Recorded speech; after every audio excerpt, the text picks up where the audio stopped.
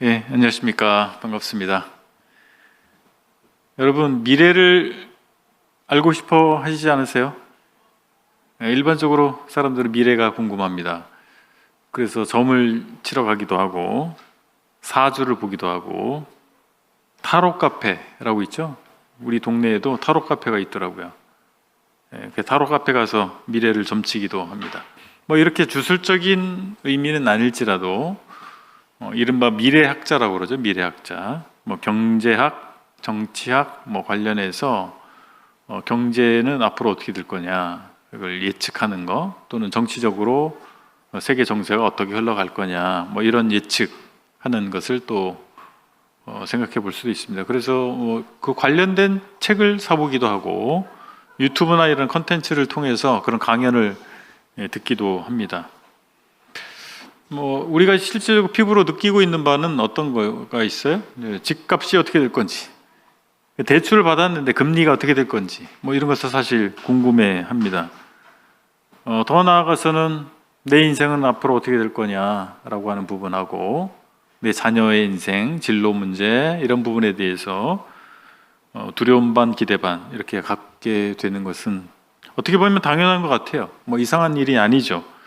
우리가 연약한 존재이고 또 우리는 불확실성의 시대를 살아가고 있기 때문에 그런 것은 당연할 수 있다는 생각을 하게 됩니다. 그런데 문제는 미래를 알고 싶어 하는 욕망이 하나님보다 앞서가는 게 문제예요. 그것이 하나님보다 앞설 때 그 욕망에 사로잡힌 삶을 살게 된다라고 하는 것입니다. 예수님께서 부활하신 후에 제자들 만났을 때 제자들이 그랬어요. 사실 예수님께서 십자가에 달릴 때 제자들은 공황 상태에 빠졌습니다. 그래서 다 도망가고 어찌할 바를 모르고 있었습니다. 소망이 사라졌습니다. 그런데 부활하신 예수님께서 그 제자들을 찾아가셔서 만나셨어요. 우리도 마찬가지입니다. 교회의 방향은 어디로 가는 것이냐, 교회의 미래는 어디에 있느냐, 그것도 중요한데 오늘 우리는 무엇을 할 것이냐가 더 중요하지 않을까요? 사도행전 1장 8절에 보면 오직 성령이 너희에게 임하시면 너희가 권능을 받고 내 증인이 되리라 라고 말씀하셨습니다. 오늘의 본문은 단순한 이별의 장면이 아닙니다. 교회가 왜 존재하는지, 무엇을 위해서 우리가 살아야 하는지, 어떻게 능력으로 사명을 감당할 수 있는지에 대해서 알려주는 말씀입니다. 오늘의 본문 사도행전 1장 6절로 11절의 말씀입니다. 이 말씀을 통해서 우리가 붙들어야 할 세 가지 영적 진리를 함께 살펴보기를 원합니다.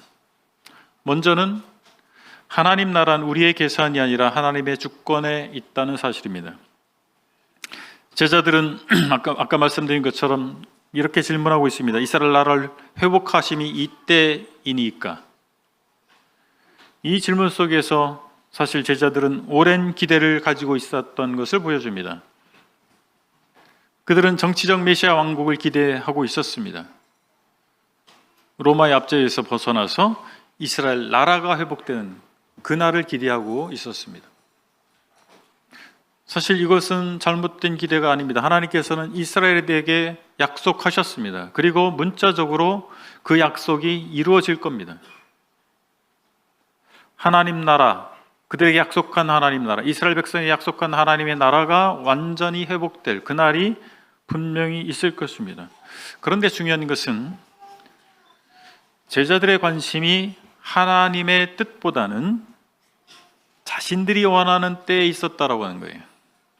자신들의 생존 시대에 되기를 바라는 그 마음이 있었다라고 하는 것입니다. 혹시 우리도 그렇지 않나요? 우리는 하나님께 종종 이렇게 질문합니다. 주님, 언제까지 기다리게 하실 거예요? 주님, 언제 하실 겁니까? 언제 이 문제를 해결해 주실 거예요? 언제 이 결과를 주실 거예요? 언제 회복시켜 주실 것입니까? 근데 하나님께서는 종종 우리의 질문에 정확한 날짜를 말씀하지 않으십니다. 대신 하나님께서는 우리에게 믿음을 요구하십니다. 예수님께서 제자들에게 말씀하셨습니다. 7절에서 이렇게 말씀합니다. 때와 시기는 아버지께서 자기의 권한에 두셨으니 너희가 알 바 아니요. 때와 시기라고 말씀하고 있는데, 이 때라는 말과 시기라는 말의 헬라어 단어가 다른 단어입니다. 때는 헬라어로 크로노스라고 하는데 연대기적 시간을 얘기합니다. 그러니까 어떻게 보면 물리적 시간이죠. 흘러가는 시간을 얘기합니다. 시기란 말로 번역된 헬라어 단어는 카이로스입니다. 이것은 하나님께서 결정하시는 어떤 순간을 얘기하는 것입니다. 다른 말로 하면 하나님의 시간입니다. 주님의 말씀은 이렇게 번역할 수 있습니다.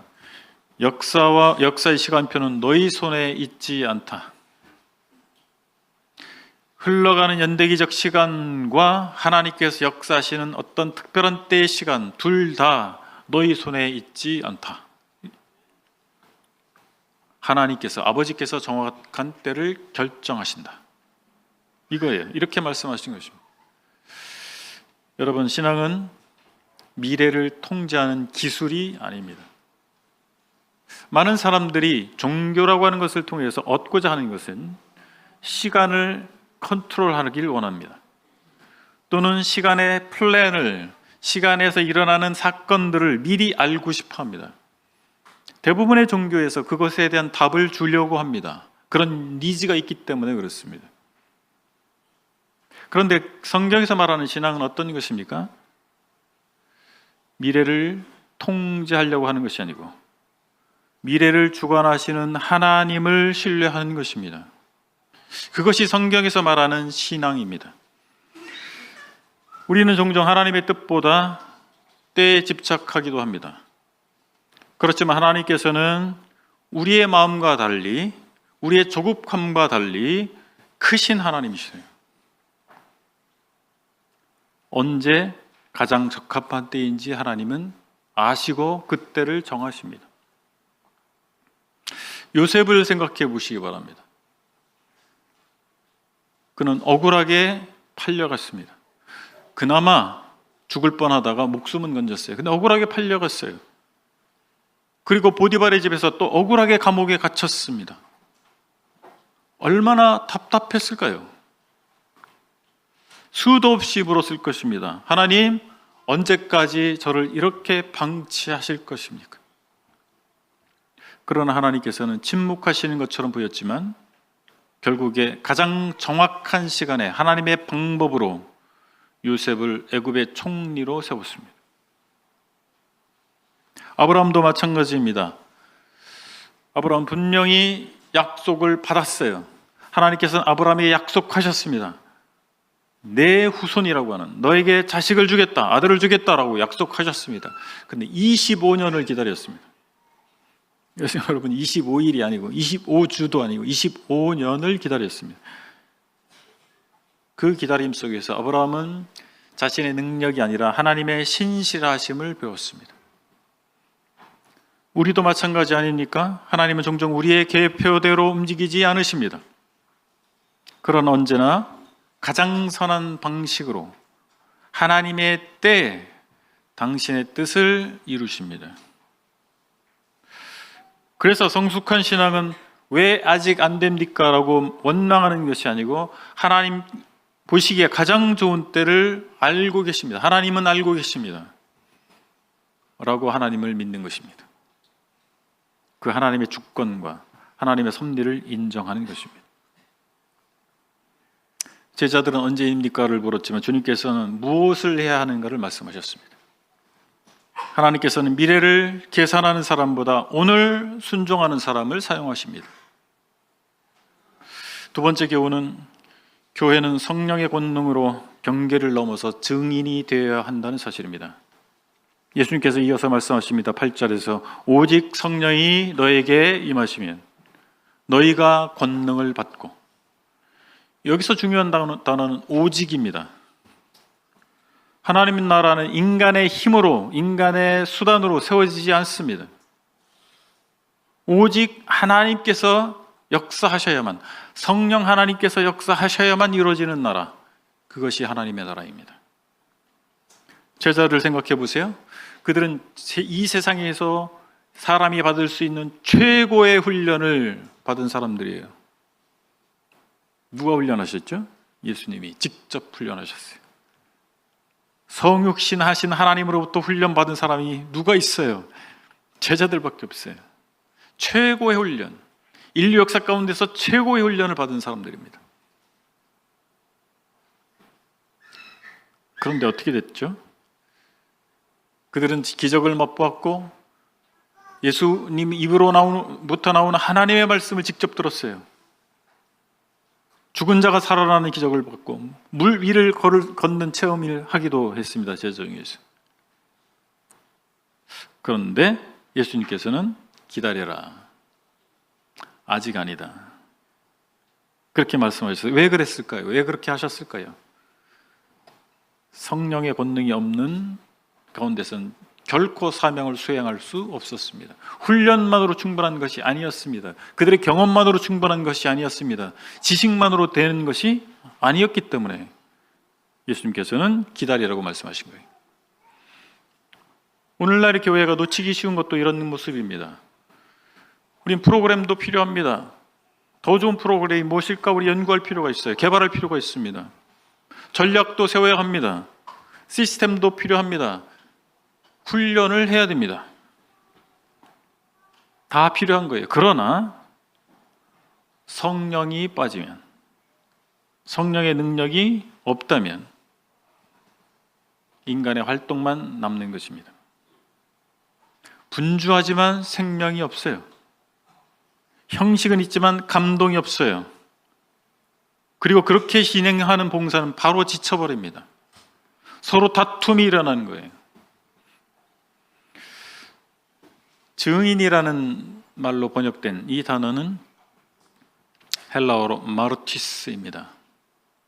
이 마르티스라고 하는 단어에서 마티어가 나왔어요. 순교자란 뜻입니다. 흥미롭죠? 증인이란 말에서 순교자라는 말이 왔어요. 그래서 증인이 된다라고 하는 것은 단순히 교회 다니는 사람이 아니에요.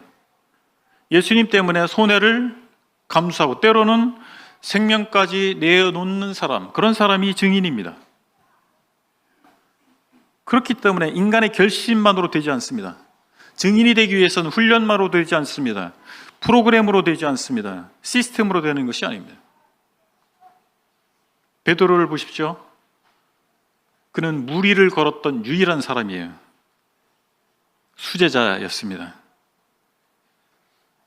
예수님을 사랑한다고 외쳤지만 나는 딴 사람은 다 부인한다 할지라도 나는 결코 부인하지 않겠습니다라고 다짐했던, 자신만만하게 말했던 사람이었습니다. 그런데 어떻게 됐습니까? 여종 앞에서조차 자기 믿음을 지키지 못했어요. 부인했습니다. 그런 베드로가 성령이 임하자 어떻게 달라졌습니까? 전혀 다른 사람이 됐어요. 예루살렘 한복판에서 담대히 예수 그리스도를 믿으라고 외쳤습니다. 그랬을 때 3,000명이 구원받는, 회개하고 돌아오는 역사가 일어났잖아요. 무엇이 그를 바꿔놓는 것입니까? 훈련이었습니까? 훈련도 작용했겠죠. 경험이었습니까? 경험도 작용을 했겠죠. 그러나 핵심은 성령을 받았다라고 하는 것입니다. 성령이 임했기 때문에 그렇습니다. 환경도 아니고 그의 성격도 아닙니다. 그의 결단에 있지도 않습니다. 성령의 권능이었습니다. 오늘 저와 여러분들도 마찬가지입니다. 사람을 변화시키는 것은 설득력이 아닙니다. 성령의 역사이십니다. 교회를 살리는 것도 인간의 능력이 아닙니다. 성령의 역사입니다. 무너진 심령을 일으키는 것도 성령의 역사입니다.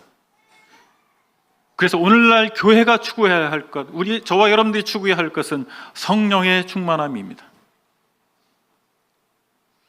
우리가 사역할 때 놓치는 것이 있어요. 기도하는 것입니다. 기도하지 않고 사역을 성공적으로 하잖아요. 그럼 어떻게 되는지 아세요? 교만해집니다. 자기가 한 줄 알아요. 성령 없이 봉사하는 일은 바로 지치게 마련입니다. 은혜의 체험 없이 일을 하게 되면 상처받고 무너지는 것입니다. 그러나 성령이 역사하시면 연약한 사람도 하나님의 권능으로 일을 수행할 수 있게 되는 것입니다. 그리고 예수님께서는 증인의 범위를 말씀하십니다. 이것은 단순한 지리적 이동이 아닙니다. 뭐라고 말씀하십니까? 예루살렘과 온 유대와 사마리아와 땅끝까지. 예루살렘은 어떤 곳을 얘기하는 거예요? 그들이 있는 곳입니다. 아주 가까운 자리입니다. 여러분, 가장 가까운 사람들이 누굽니까? 우리의 가족입니다. 우리의 친척입니다. 나의 친구들입니다. 여기서부터 시작되는 거예요. 온 유대는 조금 더 넓은 영역입니다. 사마리아는 유대인들에게 어떤 곳입니까? 아주 불편한 사람들이에요. 상종하기 싫은 사람이에요. 근데 유대에서 멈추지 않고 바로 불편한 사람, 내가 상종하기 싫은 그 사람에게까지 나아가는 것입니다. 예수님께서는 이렇게 말씀하시는 거예요. 너희가 편한 사람에게만 복음을 전하지 말고 너희가 불편해하는 사람에게도 가라는 것입니다. 복음은 경계를 무너뜨리는 것입니다. 민족의 경계를 무너뜨립니다. 세대의 경계를 무너뜨리는 것입니다. 학벌과 계층의 경계를 무너뜨리는 것입니다. 심지어 미워하던 사람과도 과의 경계도 무너뜨리는 것입니다. 교회는 안전지대가 아니에요. 세상과 단절된 우리만의 안전지대가 아닙니다. 우리만의 쉘터가 아닌 거예요. 세상 속으로 파송되는 선교 공동체가 교회라고 하는 사실입니다. 오늘날의 교회가 저와 여러분들이 이것을 망각하는 순간 주님이 우리를 부르신 그 목적이 사라지는 거예요. 예수님께서는 우리에게 여기에 머물러 있으라고 하지 않으셨습니다. 세상 속으로 가라고 말씀하시는 거예요. 오늘 세 번째 교훈은 다시 오실 주님의 재림이 오늘 우리의 사명을 지탱한다는 사실입니다. 예수님께서는 말씀하신 후에 제자들이 보는 가운데에서 하늘로 올라가셨어요.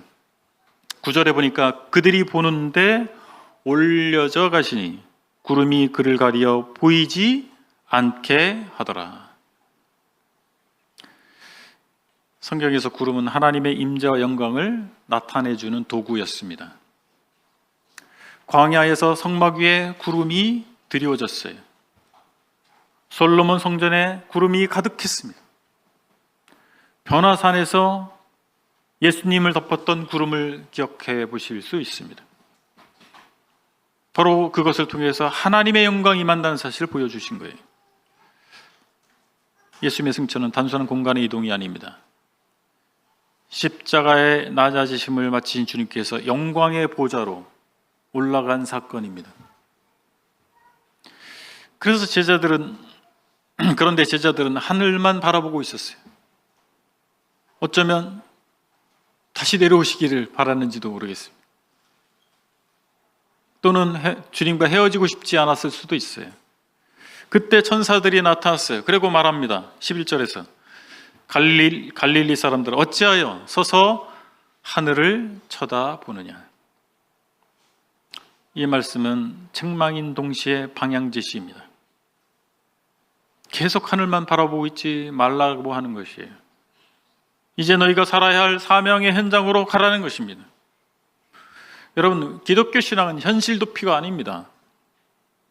어떤 사람들은 신앙을 현실을 잊기 위한 정도로 생각합니다. 우리가 살고 있는 세상이 너무나 험악하니까, 답이 없으니까 교회에 와서 기독교 신앙 공동체에 들어와서 답을 얻기를 원하는, 물론 그렇게 해서 그런 동기로 시작해서 예수님을 만날 수도 있어요. 그러나 예수님을 만난 사람들이 과연 신앙을 도피처로 삼아야 될까요? 과연 예수 그리스도를 믿는 신앙은 도피처입니까? 주님은 우리를 세상 한복판으로 가라고 말씀하시는 겁니다. 주님 우리를 세상에서 빼내지 아니하시고 세상 속으로 보내시는 거예요. 그리고 전사들은 놀라운 약속을 전합니다. 하늘로 올려지신 이 예수는 하늘로 가심을 본 그대로 오시리라. 뭐라고요? 본 그대로 오시리라. 바로 그 예수님이 오시는 것입니다. 우리를 위해서 십자가에 달리셨던 예수께서, 눈물을 흘리신 예수께서, 부활하신 예수께서 다시 오십니다. 이 재림의 소망을 초대교회 성도들은 붙들었어요. 그들에게 박해가 임하게 됐을 때 그들은 이 재림의 소망을 붙들었습니다. 다시 오실 것이다. 우리가 목숨 걸고 믿고 있는 예수께서 다시 오실 것이다. 그들은 화형을 당하면서도 그 신앙을 버리지 않았던 것입니다. 그 소망으로 그들은 순교할 수 있었습니다. 그들은 증인이었기 때문에 순교자가 될 수 있었던 것입니다. 증인은 곧 순교자이기 때문에, 그리고 그들이 증인 역할을 했던 바로 그 대상이신 예수께서 자신들의 생애 가운데 다시 오실 것을 그들은 믿었던 것입니다. 여러분, 재림신앙은 단순한 교리가 아닙니다. 미래에 대한, 종말에 대한 우리 궁금증을 해소해 주는 정도가 아닙니다. 오늘을 우리를 버티게 하는, 인류 역사 가운데서, 교회 역사 가운데서 수많은 그리스도인들을 버티게 하는 능력이 됐던 것입니다. 주님이 다시 오시기 때문에 우리의 눈물은 헛되지 않습니다. 주님이 다시 오시기 때문에 우리의 기도도 헛되지 않습니다. 주님이 다시 오시기 때문에 복음을 위한 헌신은 결코 사라지는 것이 아닙니다. 우리가 포기한 것들이 결코 아깝지 않은 것입니다. 어떤 분은 보이지 않는 곳에서 주님을 섬깁니다. 어쩌면 이 시대가 갈 때까지 그들의 헌신이 드러나지 않을 수 있습니다. 그러나 주님이 다시 오십니다. 그리고 모든 것에 대해서 평가하실 것입니다. 드러나지 않은 모든 것을 평가하실 것입니다. 어떤 분은 소리 없는 눈물을 흘리기도 합니다. 그러나 세상이 모른다 할지라도 우리 주님은 아십니다. 그리고 반드시 보상하십니다. 우리의 모든 충성과 헌신을 기억하시고 갚아주실 것입니다. 오늘 말씀을 정리하겠습니다. 제자들은 하늘만 바라보고 머물고 싶었습니다. 그러나 예수께서는 그들을 세상으로 보내셨습니다. 오늘 우리에게도 동일한 음성이 들려옵니다. 미래를 계산하느라 오늘의 순종을 놓치지 마시기 바랍니다. 하나님의 때를 신뢰하시기 바랍니다. 내 힘만 바라보다가 낙심하지 마시기 바랍니다. 오직 성령의 권능을 구하시기 바랍니다. 그리고 다시 오실 예수 그리스도를 바라보면서 끝까지 증인의 삶을 살아가시기 바랍니다. 주님 지금도 살아계십니다. 주님께서는 부활하신 분이십니다. 그리고 성령을 통해서, 교회를 통해서, 바로 우리를 통해서 하나님 나라를 확장하고 계십니다.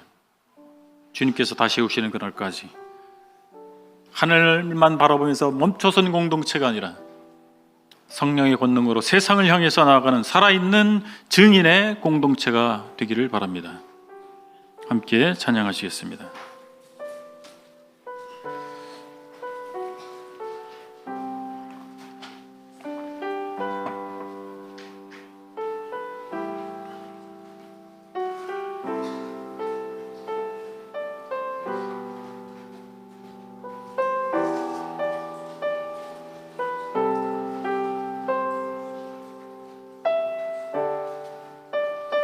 찬송가 505장입니다. 온 세상 위하여. 온 세상 위하여 나 복음 전하리. 만 백성 모두 나와서 주 말씀 들으라. 죄 중에 빠져서 헤매는 자들아, 주님의 음성 듣고서 너 구원받으라. 전하고 기도해 매일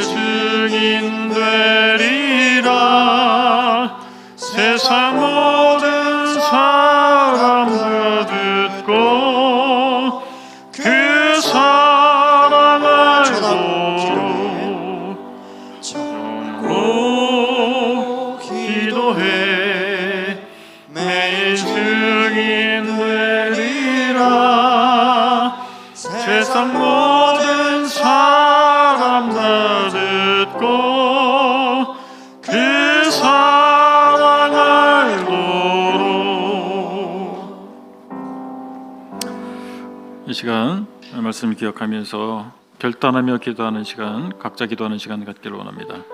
우리는 자꾸 미래를 계산하며 염려하느라 오늘 나에게 주신 사명을 잃어버지는 않는지, 이 시간 미래를 주관하신 하나님 주권을 신뢰하면서 나의 힘이 아닌 오직 성령의 권능으로 오늘 내 삶의 자리에서 복음의 증인이 되기를 기도하시기 바랍니다. 그리고 다시 오실 주님의 재림을 소망하면서 세상 속으로 담대히 나아가는 교회가 되기를 함께 기도하시면 좋겠습니다.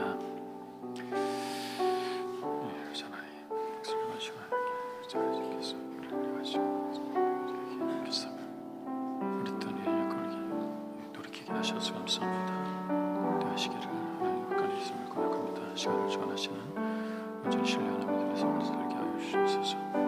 성령의 권능을 입고 저희 가정이 일터와 우리 모르신 삶의 자리에서 말씀을 담당하는 교회 살게 하여 주시옵소서. 주의 기도하는 존경과 향기를 넘어서 주의 계승에 하여 주시옵소서. 아버지 하나님, 하나님께서 역사를 주관하시는 전능하신 저희 아버지이심을 믿습니다. 미래를 염려하고 계산하느라 오늘 저에게 맡겨진 사명을 잃어버렸던 저희의 약함을 회개합니다. 모든 때와 시기는 아버지 하나님의 주권에 있음을 고백합니다. 시간을 주관하시는 하나님을 온전히 신뢰하는 삶을 살기를 원합니다. 아버지 하나님, 저희가 성령의 권능을 입고 저희 가정과 일터와 주님 보내신 삶의 자리에서 예수 그리스도를 담대히 전하는 증인의 삶을 살게 하여 주시옵소서. 저희가 그어놓은 편견과 경계를 넘어서 복음의 통로로 쓰임받게 하여 주시옵소서. 본 그대로 다시 오시리라 약속하신 주님을 바라봅니다. 이 재림의 소망이 오늘을 살아가는 저희의 삶을 지탱하는 강력한 동력이 되게 하여 주시옵소서. 서청주교회가 건물 안에 갇혀있는 하늘만 쳐다보는 공동체가 아니라 성령의 능력으로 세상을 치유하고 복음을 증거하는 살아있는 공동체가 되게 하여 주시옵소서. 오늘 결단하며 세상으로 나가는 성도의 발걸음 가운데 동행하여 주시옵소서. 우리 주 예수 그리스도의 이름으로 기도하옵나이다. 아멘. 감사합니다.